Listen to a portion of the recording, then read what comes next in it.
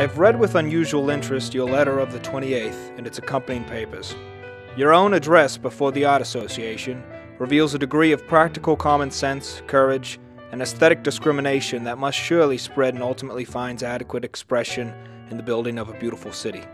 As a result of the contract with Marston and his Civic Improvement Committee, Nolen embarked for San Diego in the fall of 1907 to begin the research and preparation of the city's first comprehensive plan. In October of that year, Nolen began what he called a thorough, discriminating, and yet sympathetic diagnosis of the present city and its surrounding environment. Nolen's plan, consequently, was to be based on an inventory of the city and the region's environmental and man-made assets, and a series of meetings with leading citizens, civic groups, local business interests, and the power brokers. Based on Nolen's inventory, he concludes that the city is in dire need of replanning and identifies 5 key principles to establish his City Beautiful vision. 1. Development of a public plaza and civic center. 2. Creation of a great bayfront. 3. Identification and implementation of small open spaces in the developed neighborhoods. 4. Design and implementation of streets and boulevards programs. And 5. Development of a system of parks. To illustrate these principles, Nolen takes San Diegans through successful developed cities around the world. For civic plazas, he uses the Plaza of Madrid, the Government House La Plata in the Argentine Republic, and the waterfronts of the Bay of Naples, the waterfront of Rio de Janeiro, the harbor of Nice, and characteristic treatment of development along the Italian lakes.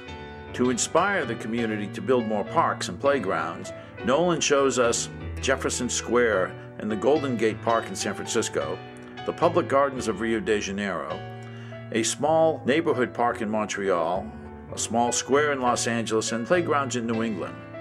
In order to help San Diegans visualize park development, Nolen shows how Golden Gate Park looked in 1878 and after construction in 1908, and illustrates the unique opportunities of San Diego with photos of the Torrey Pines area and the Mission San Diego de Acala as sites for park planning. Streets, boulevards, and circulation were also a key ingredient for both the development of a systematically designed city and the addition of new modes of transportation, which were arriving at the turn of the century.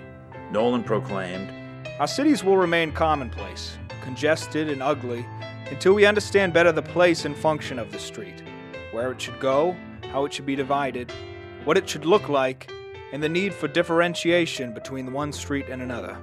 The majestic boulevards of Buenos Aires, the Place de la République in Paris, a recently completed street in Rio de Janeiro, or an illustration of a 200-foot wide boulevard Tiradentes in Sao Paulo, Brazil, showed San Diegans what opportunities existed.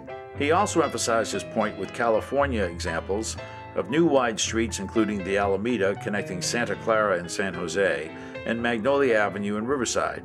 He concluded his description of a more intelligent approach to circulation and street improvements with examples from Los Angeles on ways to logically incorporate streetcars and streetlights.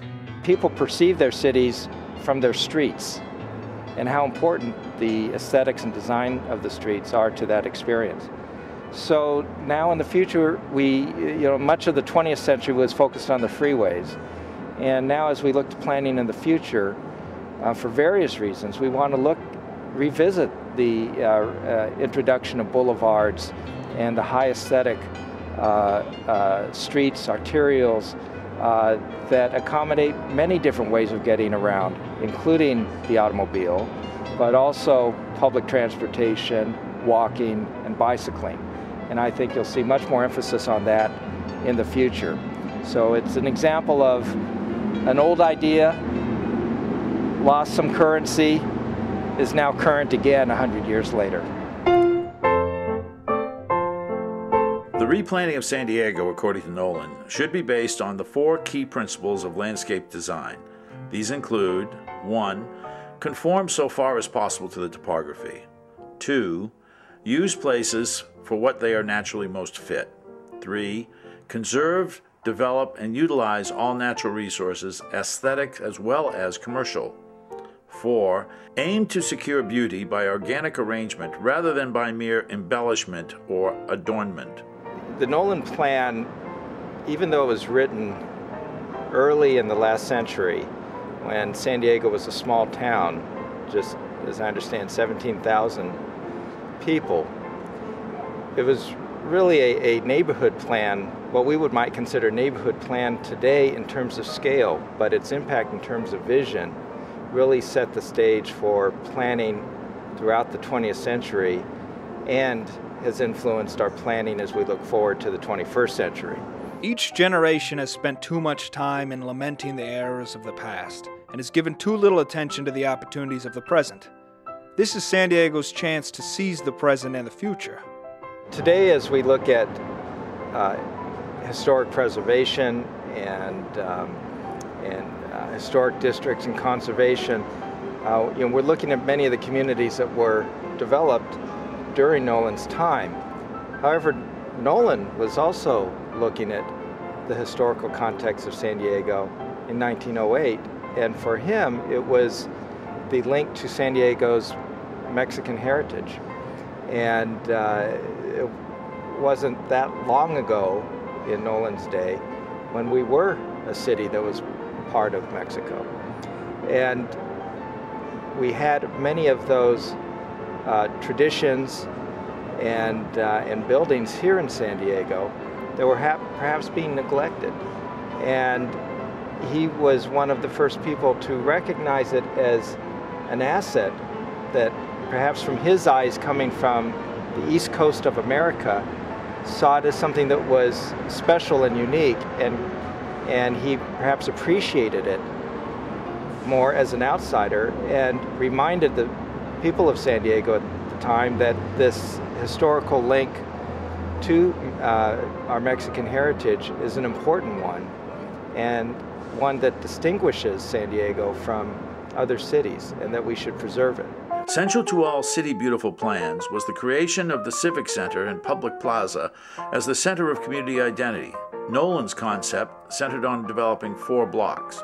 Number 1, the purchase of the block extending from D to C streets and from Front to First streets, and its development as a public plaza. Number 2, the purchase of the blocks from D to E Street and C to B, and portions of other adjoining blocks as indicated on the plan. The unused property to be resold later under restrictions that will ensure the desired character of the surroundings and give the people of San Diego a share of the increased values.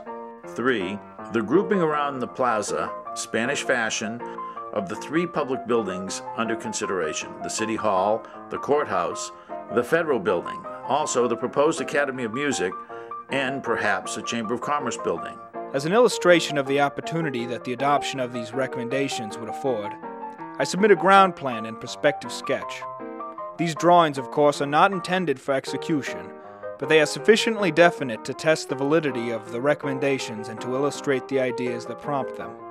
No greater contrast could be greater than the European and American methods of dealing with waterfronts. In Europe, the importance of the waterfront for commerce and recreation is wisely recognized, and vast sums have been spent on the construction of docks, piers, promenades, embankments, and parks. In this country, it is quite different. Cities fronting on the Atlantic and on the Pacific, on the great rivers that traverse the continents and on the lakes, have not developed in an adequate, business-like way measured by the European standard, the opportunities that their situations afford. On the question of improving the bayfront of San Diego, both for commercial use and recreation, the people of the city are substantially a unit. At the present, it is crude, inconvenient, and unsightly. No one challenges the need for reform. To build a seawall of 350 feet from H Street to Hawthorne, a distance of 6,000 feet would provide a handsome and yet appropriate water approach to the city. Of this width of 350 feet, reserve 50 feet for increase in railroad facilities, 30 feet for a street facing the railroad, 150 feet for a building block, and 120 feet for a water esplanade.